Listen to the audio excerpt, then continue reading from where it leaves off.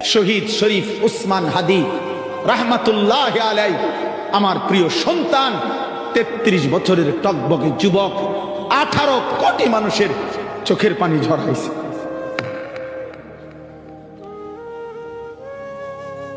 এক যুবক, এক নওজোয়ান, অথচ লক্ষ আলেম, হাফেজ, কারি, মুফতি, মুহাদ্দিস, আলেম, ওয়াইজ, পীর, মাশায়েখ, আউলিয়া, বুড়া, জওয়ান, দিনদার সব মানুষ তার জন্য কাঁদছে।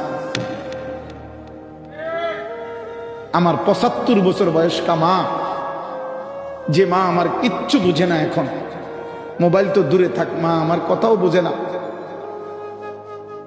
একবারে অসুস্থ মাজুর মা।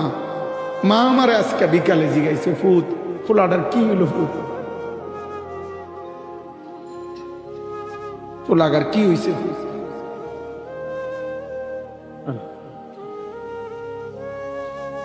আহা, তোমরা আরেকবার দেখো, তার জন্য মানুষের কান্না দেখো, চোখের পানি দেখো, তার জন্য উলামায়ে কেরামের কান্না দেখো, তার জন্য দিনদারের কান্না দেখো, তার জন্য মাদ্রাসার হাফেজ, তালিবে ইলমদের কোরআন তিলাওয়াত দেখো। খবর নাও, সে প্রতিদিন 5 ওয়াক্ত নামাজ পড়ত, সে ফজরের নামাজের ক্যাম্পেইন করত ঘুরে ঘুরে, সে ফজরের নামাজ জামাতে মসজিদে পড়ে তার এলাকায় সে মানুষের কাছে কাছে দাঁড়ে দাঁড়ে দুয়ারে দুয়ারে ভোট চাইতে গেছে।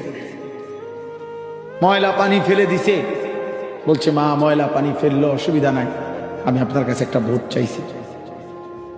সে বলছে আমি 500টা ভোটও যদি পাই, 5000 ভোটও যদি পাই, তাইলেও আমি নিজেকে ভাগ্যবান মনে করব।